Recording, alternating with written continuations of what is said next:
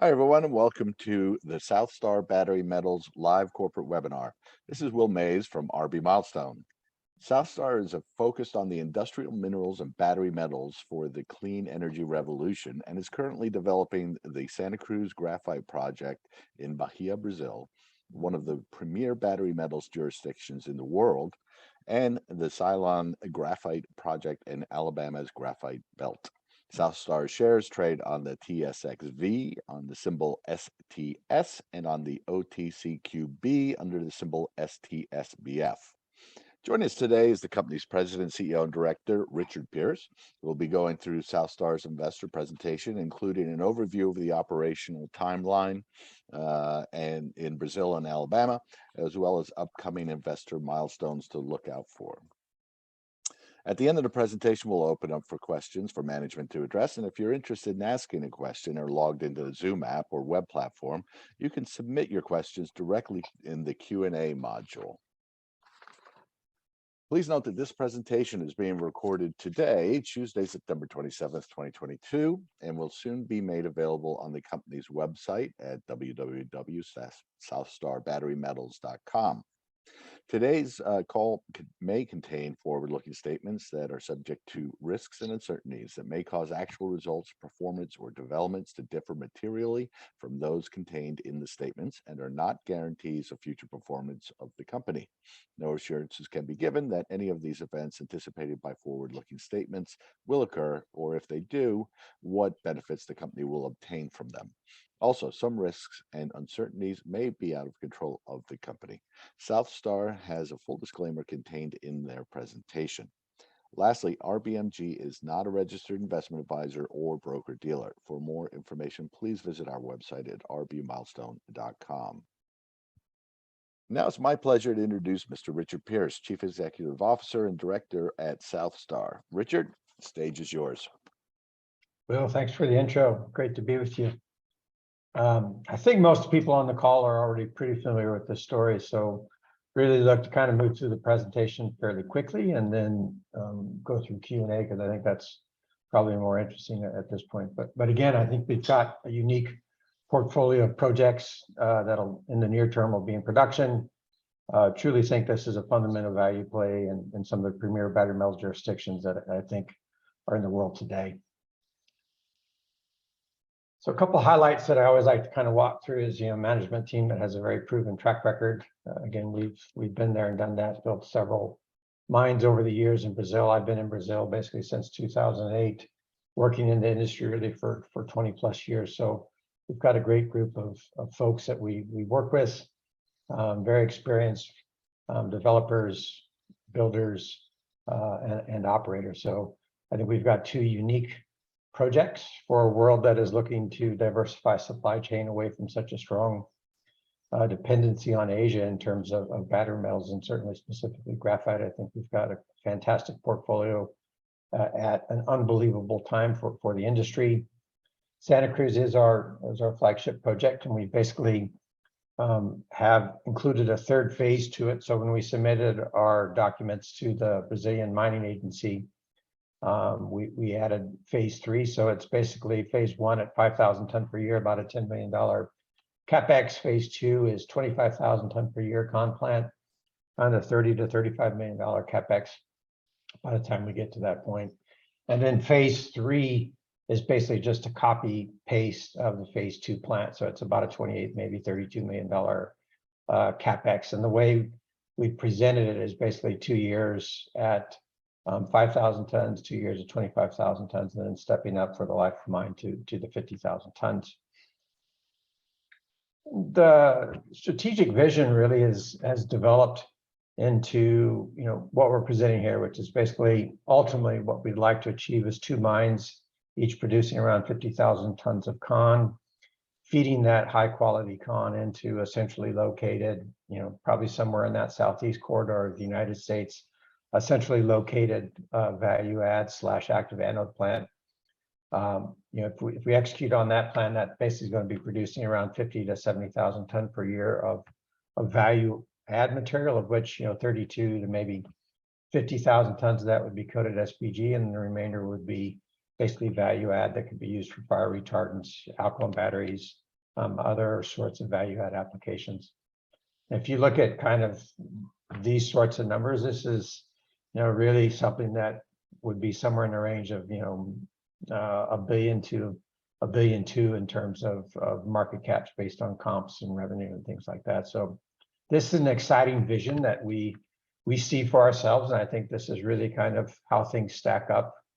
I think we've got a fantastic portfolio of projects, and Santa Cruz is basically getting kicked off, getting ready for construction here. So I won't belabor the point in terms of, kind of key global markets or sectors, but we've talked about it before. But our commercial plan is basically split into three: 0 to 18 months. It's basically industrial applications, high strength steels, refractories, etc. We'll take about 300-400 tons of the annual production.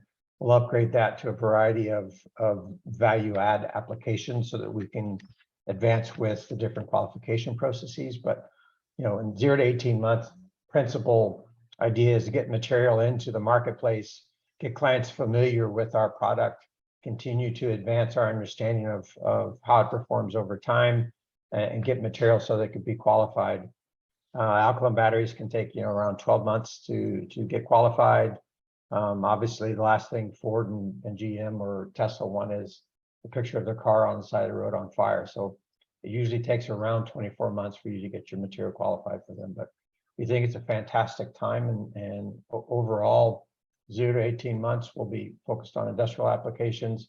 18 to 36 months, we'll be looking at kind of some of those intermediate value add products that like, let's say, alkaline batteries. We should be able to have material qualified for, and we are providing samples for a variety of different applications. And then 36 months and beyond, we should have material qualified for the EV space. So overall, we've broken our commercial plan into 3 phases, and these are really kind of the markets and sectors that we're focused on. Ideally, what we have is a very broad range of products that we can sell into a very broad range of sectors and applications, so that we're never beholden to any one sector or any one client. And we want to be as diversified as possible, both in terms of sectors, markets, and geographic regions. And again, I think we're extremely blessed in terms of the material we have tested so far. It's really high quality material, so very low contaminant levels, high crystallinity, purifies, concentrates and purifies very easily. So very fortunate in that sense. A little bit about the cap table as it currently stands: about 24 million shares outstanding, 37.9 fully diluted. Again, I think insiders own approximately 14%. We have institutions that own approximately 6-7%. So it's mostly been retail investors and insiders really that have invested over previous 2 years. And this is kind of a new slide for the deck, and basically looks at comps versus development, and this was developed really to kind of highlight the upside that we see out there. And this is really just focused on TSX listed graphite companies similar to ourselves. And what you see are kind of, in here, the different development stages of a project, all the way from concept all the way through to depletion and closure and reclamation. And again, I think we've got a fantastic opportunity where we're really one of just a couple of projects that are getting ready to start construction and production. Noble Mont and Nextsource are obviously the 2 most notable out there because of their market caps. But again, I think our projects will be every bit as solid as theirs. And really, in terms of upside, it's a true opportunity really for an asymmetrical investment into something that we believe in the short term. We have what we believe to be superior projects and to be very profitable, first quartile cost, etc. So I think there's a lot of upside out there. There's also a lot of projects that, for a variety of reasons, mostly related to permitting, licensing, access, logistics, at current levels are not likely to be economic. So we feel very fortunate about where we're at, basically just getting ready to start construction. We also feel that the Alabama project has some distinct advantages compared to some of the other ones that are in North America. So lots of upside for a very advanced project. Again, in terms of the project location for Santa Cruz, it's located in southern Bahia. We have fantastic logistics, both in terms of internal markets. Brazil has around 90,000 tons of internal demand of con, annually. So it's easy for us to get product to most of the major industrial centers. And on the same token, we have several port facilities within an easy day's drive as well. So very good logistics. The project itself, again, and we have an unbelievable geologic potential, large land package, 13 claims. We do have a geophysics program getting set up currently, which should be out there in October, 10 to 15 drill ready targets.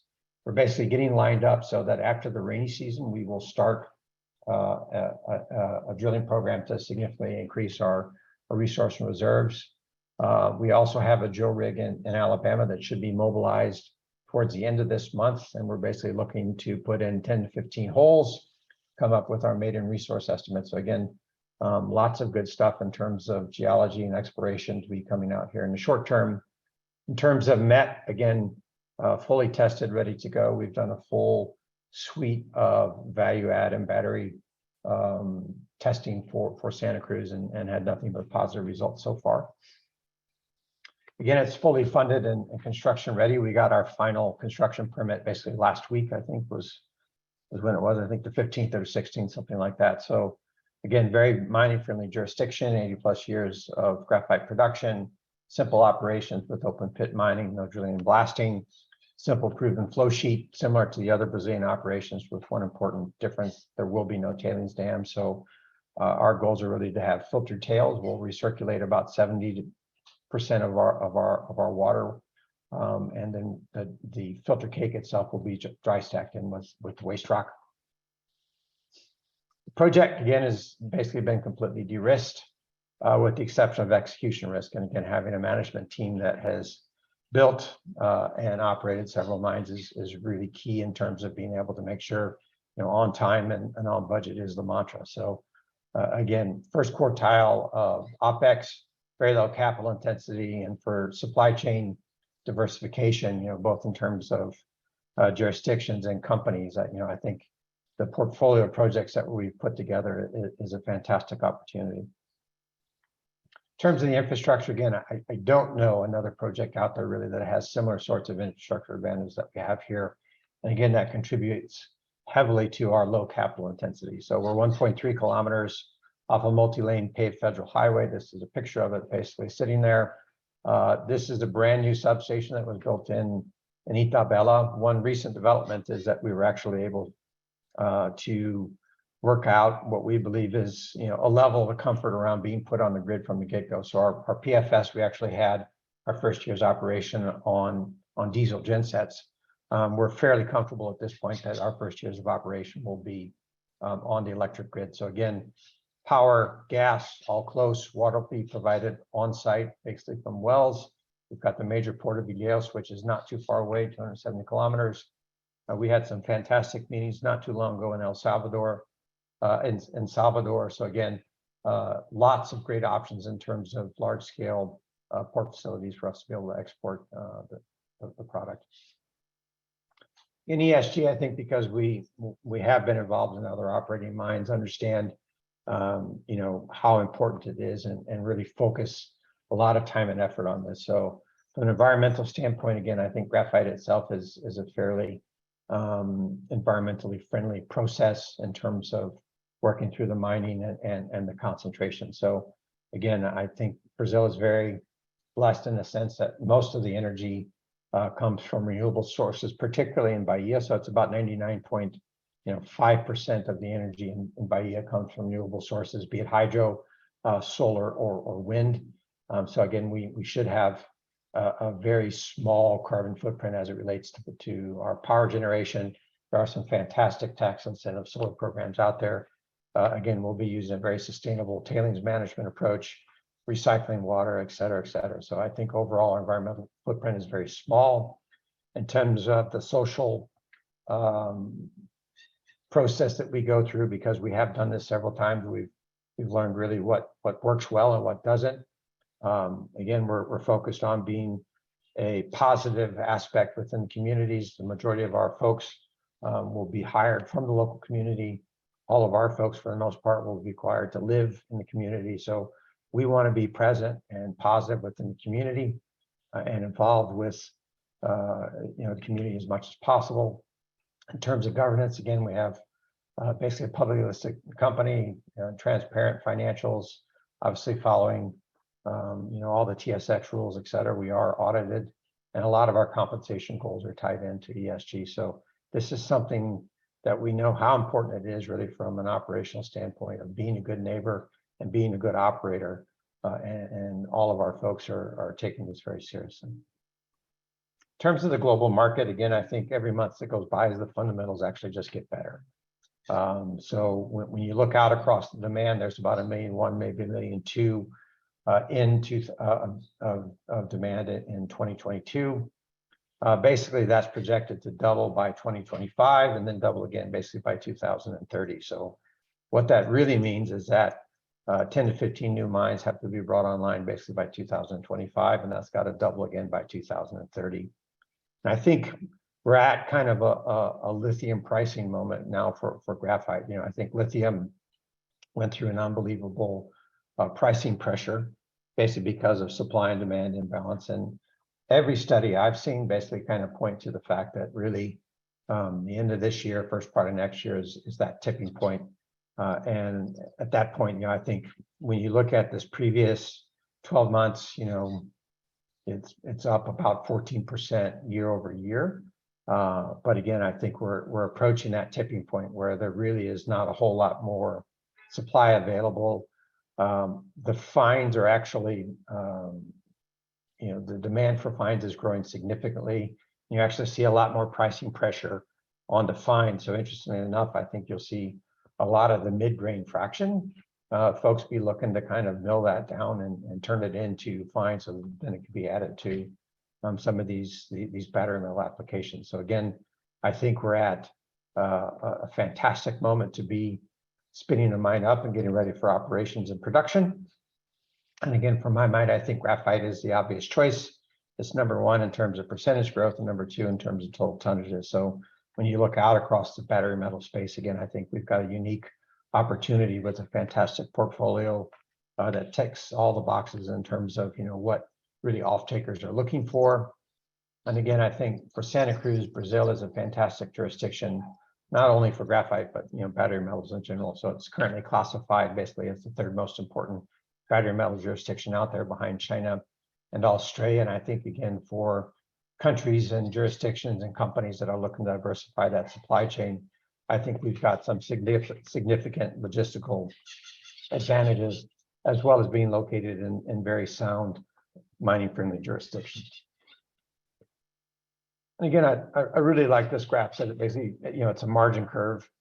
The gray is really operating mines. The hatched is really kind of focused on projects that either have, PEA or PFS or something like that. And so Benchmark put this together. And moral of the story really is that the three most profitable operating mines currently in production in the world are in Brazil. So again, we're on strike from some of these mines, and I think that really, puts a focus on first quartile of cost so that we're competitive with Asian production, regardless of really where we are in terms of the commodity cycle. Again, Santa Cruz is really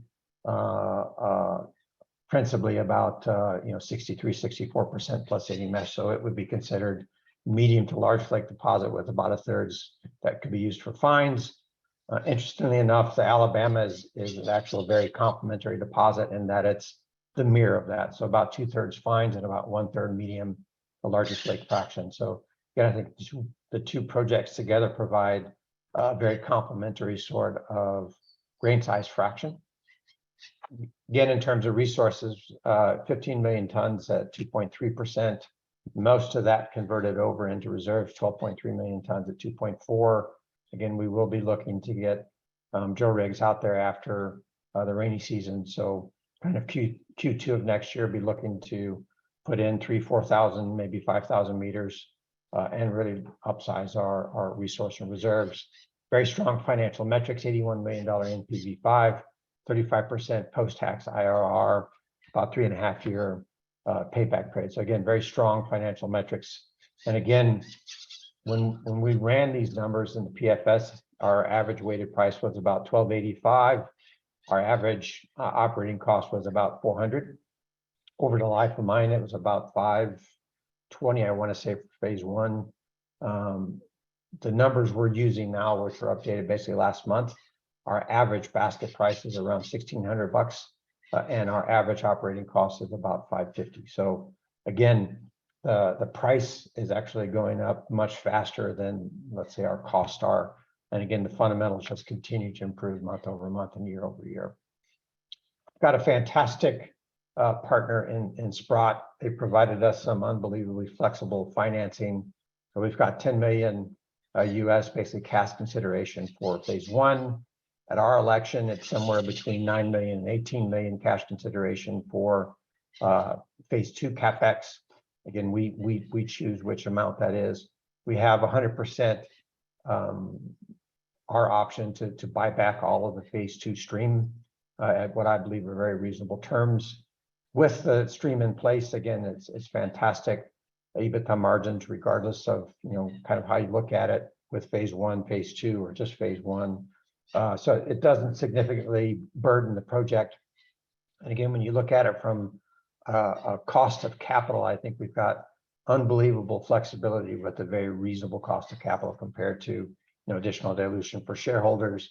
And there really hasn't been any debt available for greenfield projects out there. So I think Sprott long-term is a fantastic partner, and obviously they did a full due diligence walk through basically everything. They picked two projects and we were one of the two that they invested in. So again, I think having Sprott on board, having that good housekeeping seal approval, I think is good comfort both for potential investors and potential clients. Just real briefly about the Alabama Graphite Belt. Again, this was a previous producer back in the 20s. Again, it was much simpler operations, but for the most part, what really kind of drew our attention to it was just the similarity in terms of the geologic context of what we have in Brazil. Again, the project is kind of located on the northeast side of the Alabama Graphite Belt. We're basically opposite of where Westwater is over here. Overall, we've got a very exciting land package.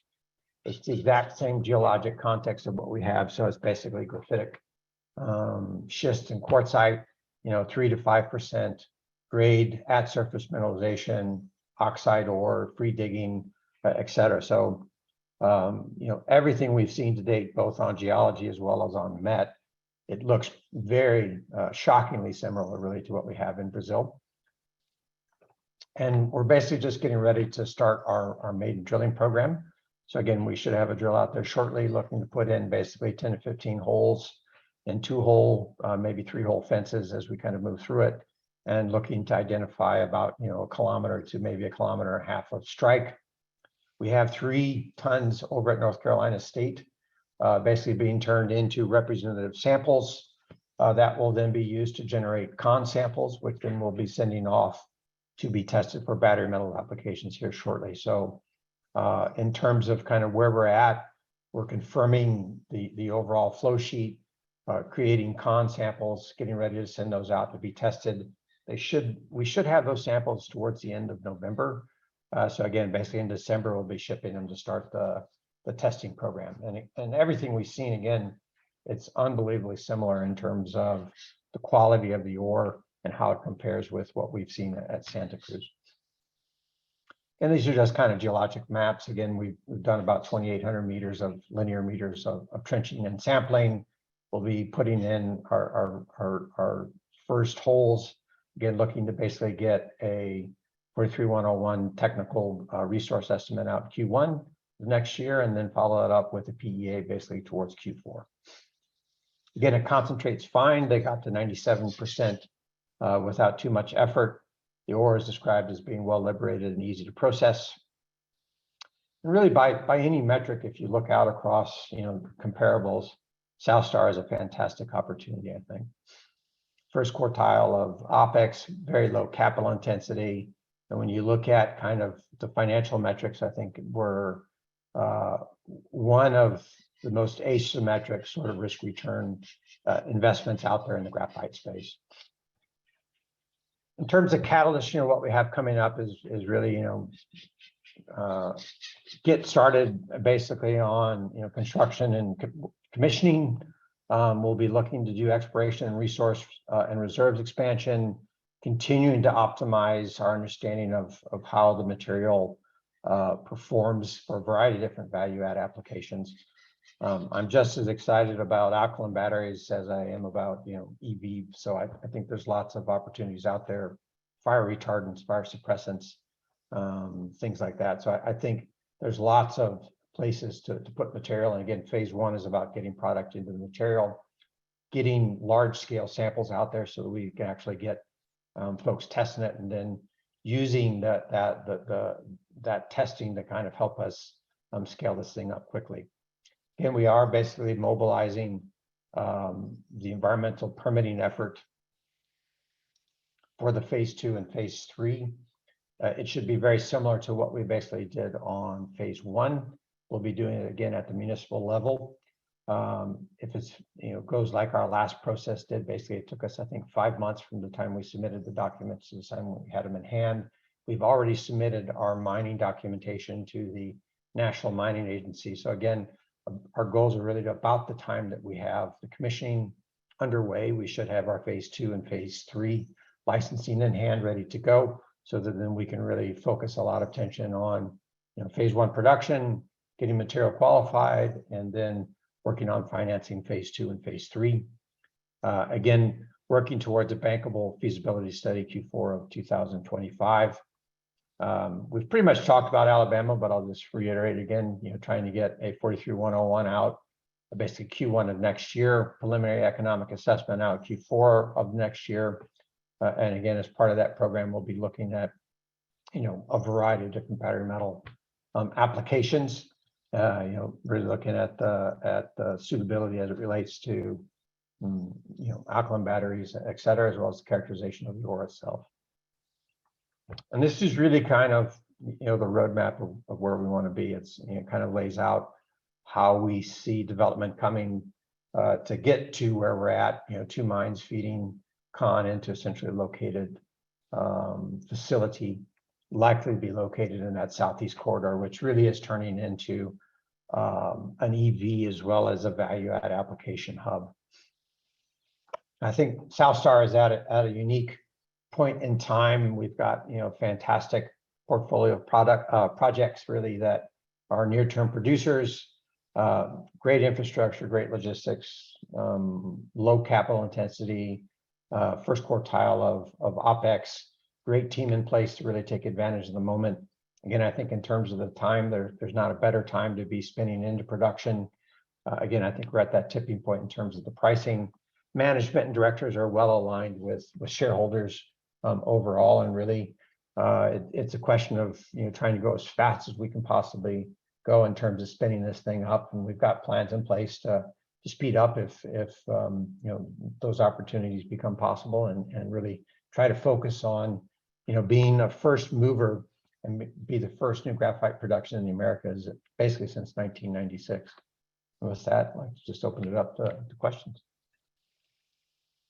Well, thanks, Richard. It was a very thoughtful and insightful presentation. As Richard said, we're going to now move to the Q&A portion of the webinar. And if you're interested in asking a question, logged into the Zoom app or web platform, you can submit your question directly in the Q&A module. So we will pause for 1 second while we assemble some questions. And we have had some come in prior to and during the conversation. I think the first one off the bat here is if you could discuss the regulatory and business climate in Brazil and Alabama. Elections, right? I think it's every 2 to 4 years is kind of interesting times these days. I think there's lots of rhetoric out there. For the most part, I think in Brazil, I'll speak to that first. We've got presidential elections coming up. At the end of the day, I don't really think that either candidate will significantly impact how we move forward. Again, I've been based in Brazil since 2008, significant amount of time, seen a lot of things come and go. For the most part, I don't see a lot of, drastic changes happening as it relates to Brazil and mining and mineral resources in general.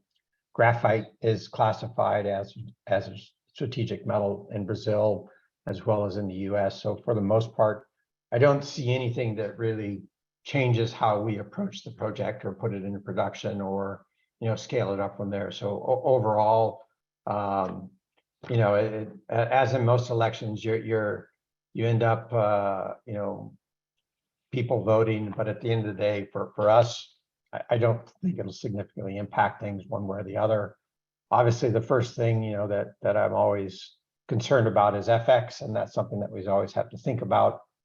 But again, I think when we ran the PFS, we're at a 395. We're currently at about a 5. I think it was like a 535 or 538 this morning when I looked at it. So first thing I check in the morning is the FX rate. So for the most part, I think our commodities are dollar denominated. A lot of our clients will be buying in dollars. So for all intensive purposes, all of our CapEx is basically reais based. All the equipment we're purchasing is being manufactured and produced in Brazil. And I think it's insignificant consequences as it relates to the political process, for this year's elections. And on the flip side, I mean, we've had really great support from the state of Bahia as well as the municipality. So again, nobody does anything alone, and so we've had fantastic relationships with both the municipal as well as the state, and look forward to those relationships as we spin this thing up. So for the most part, fairly benign. I think in Alabama, I think it's something that obviously we're concerned always about permitting and licensing and the process that goes into that. For the most part, we are on private land as well as on private mining tenements. So we think we can do all of that based on our conversation so far at the state level.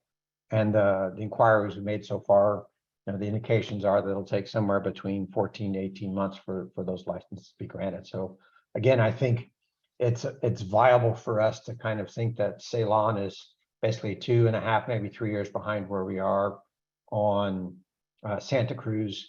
And again, our goals are 2 significant producing mines feeding ore into centrally located value add plants. So I think the moment is right. There's a lot of effort in the US, both from the Department of Defense, the Department of Energy, as well as states, to really kind of focus on decreasing the overall dependency on Asian production. And inherently, I think we've got a fantastic opportunity to bring on, in my mind, what is one of the few developable economic projects in the US for graphite. Great. Thanks. I'm going to combine a couple of questions here on Santa Cruz. First off is Bahia, the area where Santa Cruz is located. Is it safe in terms of crime? And also, if you could elaborate on why Brazilian mines are more profitable than those counterparts around the world.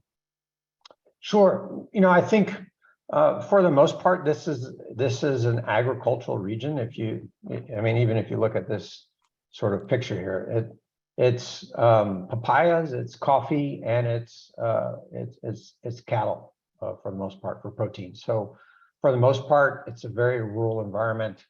The horrible thing is that to get to the mine, you have to fly into the beach, which is some of the most beautiful beaches in Brazil. So shouldn't be too hard for us to convince folks to come work with us just because of the proximity. But for the most part, again, it's a rural environment. We will be looking to hire most of our people from the local communities. Fantastic working relationship with municipality. I don't think anything stands out compared to any other places that we've worked in. And in terms of the overall environmental, geotechnical, water sorts of questions, it's an amazing spot to be. So I think for the most part, Bahia has a very long history of mining mineral resources projects. There's lots of mines in the region. So again, we're able to tap into a lot of that experience, both from a technical as well as a commercial side. So fantastic spot to be in terms of, you know, where the mine is located, and nothing really stands out in terms of, you know, a concern as it relates to security. Obviously, that's something we keep a close eye on. There's nothing inherently, it's not like we're producing gold where, you know, nuggets make a difference. A ton of material is not easy to transport, and it's not particularly worth a lot. So for the most part, we'll obviously have our own security, cameras, et cetera, and working closely with municipality in terms of making sure it's a secure, safe environment. What was refresh my memory again? Yeah, Will, what was the second part of the question? Sure. Brazilian mines, why are they some of the most profitable in the world? Probably a couple things that really stand out. Number one, it's an oxide ore deposit, pre-dig, no drilling and blasting, you know, small footprint. So I think that contributes greatly to being very low OPEX. I also think when you look out across the space, again, folks that have been doing this for 30, 40 years, there's not a lot of questions about, you know, how to concentrate it and how to keep your costs down. You know, it's trial by fire. So I think for the most part, that's a distinct advantage that we have here in Brazil compared to many of these places around the globe that, you know, folks are flying in, they're flying out. You've got significant inputs in terms of, you know, infrastructure. Lots, I would in fact say the majority of the projects in Africa, for example, they're all operating on diesel gensets. And obviously, you know, diesel is very expensive in these days, as well as contributing to a significant carbon footprint. So again, we'll be on the grid provided mostly by, you know, 99.5% provided by, you know, renewable sources. So for the most part, I think, you know, it's easy logistics, it's easy infrastructure where you don't have to spend a bunch of money on trying to get stuff to the mine or product taken away from the mine. Fantastic logistics in terms of internal markets as well as external markets, and just super simple mining and you know, processing. So I think compared to a lot of places, it's really simple compared to a lot of these other projects out there. Fantastic. We've had a few questions come in on the Sprott financing, which you know, you did go over in some detail, but I think it's also people are also asking, what does that mean for capital needs going forward? So, you know, in general, we had basically, you know, 10 million in CapEx. We had a condition precedent with Sprott to raise 6 million. We raised 2. Obviously, we want to do, you know, additional exploration and testing on Alabama. We want to expand our resources and reserves here. So again, we have a CP that we have to meet with Sprott, and you know, for the most part, we want to move as quickly as possible. So overall, you know, in the short term, we'll have to do a raise here to meet all those things and move forward as quickly as possible. Okay, thanks. Next question comes in is, have you any plans on uplisting to a larger exchange such as the TSX or New York Stock Exchange? Yeah, I mean, we've talked extensively about uplisting in the US. It's really just a question of, you know, priorities and time, and I think it does make sense to, you know, at a certain point uplist in the US, as you know, and eventually possibly even in Toronto. But yeah, we've discussed it. It's really just a matter of when does it make most sense, and at our current market cap, it doesn't make much sense. But you know, I think obviously as we get that re-rating from a development project into a producing asset, start getting material into the marketplace, and getting recognized as a producer as opposed to just another exploration project, I think, you know, obviously it will make more sense. And that's something that we're conscious of, and again, trying to get the message out as much as possible. But obviously there's some fantastic liquidity associated with the NASDAQ or similar sorts of listings in the US. And in Toronto, I think it's fine right now with the venture exchange, but obviously trying to keep an eye on it and always trying to be cost conscious and you know, be spending money wisely. So it is something that we've looked at, do see value in it. It's really just a question of when. Okay, great. Another question that has come in while we're chatting here is, what are some of the risk factors of reaching phase 2? Again, I think the biggest risk that we see outstanding is really that execution risk. So again, that's where I think having a management team, a lot of these same folks are the same folks that we built, Luna, that then turned into Trek. I mean, that was a $350 or $370 million CapEx project. So this is a walk in the park by comparison. It's much less aggressive environment. The foundation conditions are fantastic. We're not in the middle of a swamp. So overall, this should be a piece of cake. So I think we've updated all of our costs. We have hard and fixed bids, basically just waiting on working through these final things with Sprott and then getting after it. So really what we see is execution risk and currency risk, and as soon as we can, we're likely to bring that money in so that we don't run too far with that currency risk. It's a double-edged sword, but as I mentioned, I think we've done sensitivities at 5, 5.2, and 5.5 to the US dollar. We basically anything above 5.2 and beyond is fantastic from my viewpoint. So really focused on finishing out everything we need to do to get Sprott finalized, and we're off and running, and then on time, on budget is the mantra. And I'll actually be spending about 2 weeks out every month on site and overseeing things, and the team is really focused on those things, is on time and on budget. So really it's execution risk. I don't see a bunch of significant risk outside of that. Again, we're in advanced conversations with a bunch of clients for buying material. Again, I think it's something that we're basically offering a drop in the ocean compared to what the demand is. So I don't think it's going to be difficult for us to sell material and sell it profitably. Our goals are really to be profitable from day one, so that we're not beholden to anybody, and then really working through the qualification process. But for the most part, that's why I think this phased approach makes a lot of sense, both in terms of capital allocation as well as in terms of risk management. So for the most part, I sleep very well at night, and really just we'll go as fast as the capital markets allow us to move this thing forward.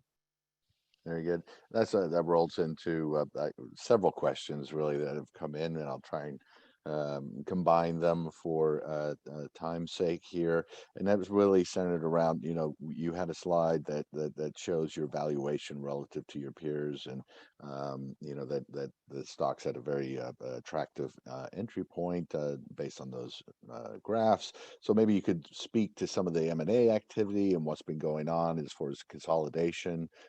Are you getting knocks on the door? So people have been asking, the stock is obviously attractive at these levels. So what does that mean in the scope of activity out there? I mean, there really hasn't been a lot of M&A activity in the graphite sector in general. And, I don't know if that's something that is going to be accelerating or not accelerating. We've had a few conversations, but nothing that's been, particularly concrete or particularly attractive to us so far. Our goals really aren't to flip paper. Our goals are really to put this into production, scale this thing up, and get to something significant. That hasn't changed since the beginning. So I think for the most part, I'm not in this to make a couple pennies or something like that. We want to see this turned into multi-jurisdictional producing assets and producing significant tonnages, selling into what I believe is a unique time in the market. So again, I don't pretend to say my crystal ball is better than anybody's. I don't know if exactly this is going, the graphite price is going to do everything the lithium price did, but in terms of the timing, I think this is a fantastic time to be spinning into production and operations and scalable assets. And our goals are really to produce, 100,000 tons of con and get really high quality material into the marketplace. So it's not to flip paper. It's not to, be acquired or things like that. We're really focused on delivering product, being in cash flow, being profitable, and being in this for the long haul. So that's kind of my approach toward it. And again, I think I'm, as far as I know, I'm the largest individual shareholder, and it's something that's how I'm, I'm excited when I get up in the morning and really looking forward to kind of these next 18 to 24 months and seeing how all this plays out. And I'm really, excited about kind of what we have in front of us. So I think in terms of asymmetrical risk and reward, obviously, I think some folks may be looking at us, but that's not our goals, and we're really in this to kind of spin this thing into something significant. Great. A couple questions came in on the recent share price consolidation or share consolidation, and if you could just talk about the reasoning behind that. Yeah, sure. I mean, basically, when we were discussing that internally, we had a kind of a cornerstone investor that was going to participate in a raise, and they had asked for that consolidation. At the end of the day, I think splits and consolidations are like some of our favorite politicians. People either love them or hate them, and there's not much in between. From my perspective, I'm fairly benign towards, is it positive or negative.